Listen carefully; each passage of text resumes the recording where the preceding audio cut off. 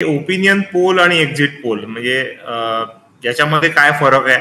Opinion poll सामान्य जनमत सर्वेक्षण त्याला म्हणतात. ओके, म्हणजे कोणत्याही विषयावरती कोणत्याही त्याच्यावरती आपण लोकांना जसं रिपोर्टिंग मध्ये एक रिपोर्टर सारखं आपण जातात की 10, 15, 20 लोकांना इंटरव्ह्यू करून औचक इंटरव्ह्यू करून आणि आम्ही लोक आपली रिपोर्टिंग करतो की बरं आमचं ह्यांच्याशी बोलणं झालं त्यांच्याशी बोलणं झालं आणि असं जनमत असं वाटतं की असं आहे.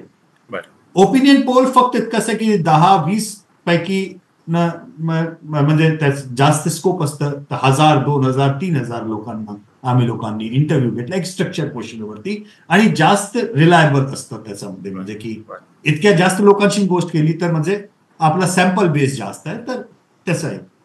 त्याच्यामध्ये एक कॉन्सेप्ट येतं रँडम प्रॉबॅबिलिटी. रँडम प्रॉबॅबिलिटीचा असा अर्थ काय, त्याच्यामध्ये सिलेक्शनचा बायस नाही की आम्ही कोणाला इंटरव्ह्यू करतो ह्याचा बायस आपला नाही. ते लॉटरी सिस्टम. म्हणजे सपोज की 10,000 लोकांपैकी मला लोकांना फक्त 100 लोकांशी इंटरव्ह्यू करायचा, तर 10,000 लोकांची पर्ची टाकून आणि आम्ही 100ची लॉटरी काढली तर त्याच्यामध्ये काही बायस नाही. आणि नॉर्मली काय असतं की जे 100 लोकांची लॉटरी काढली त्यांची demographic profile will match the demographic profile of those 10,000 असं असतं. तर ते सबंध जे रँडम प्रॉबॅबिलिटीचा कॉन्सेप्ट आहे तो कॉन्सेप्ट इम्पॉर्टंट आहे. घरामध्ये आई किंवा वहिनी किंवा बायको कशामध्ये जेव्हा भात करते ओपन पतीलेमध्ये त्याच्यामध्ये भांड्यांमध्ये तर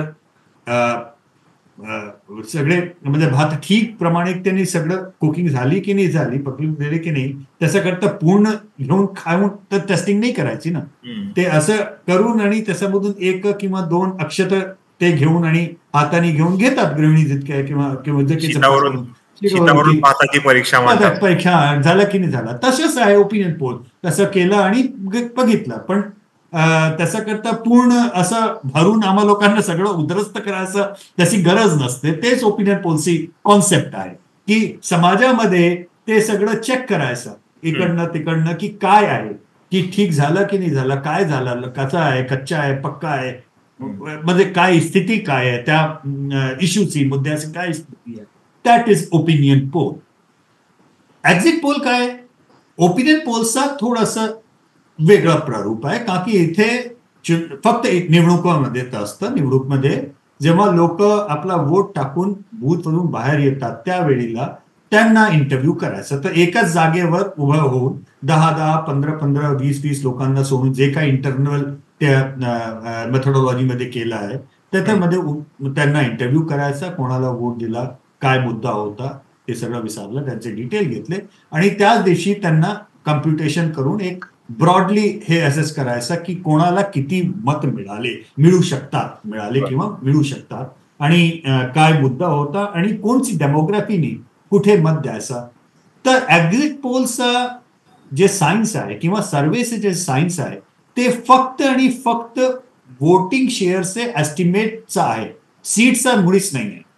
ते आपल्याकडे काय चुकीची एक चाललेली आहे सगळे मीडिया आणि न्यूजपेपर आणि न्यूज चॅनल मध्ये एक्झिट पोलचा अर्थ कोणाला किती सीट भेटतात ते त्याचा आकलन नाहीये, ते चुकीचं आहे.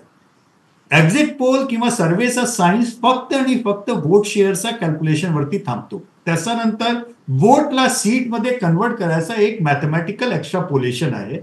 ते वेगळे वेगळे सिफॉलॉजिस्ट आणि स्टॅटिस्टिशियन आपले आपले फॉर्म्युले लावतात आणि एकच वोट शेअर वरती 10 सिफॉलॉजिस्ट किंवा 10 स्टॅटिस्टिशियनला तुम्ही हे म्हटलं की काय रिझल्ट येणार तर एकच सेम वोट शेअर वरती हंग असेंब्ली पण प्रिडिक्शन येणार कोणी करणार आणि 3/4 स्वीपचा बी प्रिडिक्शन लोक करू शकतात. तर त्याचा अगदी क्लॅरिटी आपल्या डोक्यात ठेवायचा. हे सीट प्रिडिक्शन नावाची जी चीज आहे ते सिफॉलॉजी आणि एक्झिट पोलच्या विज्ञान मध्ये नाहीच आहे, मुळीच नाही.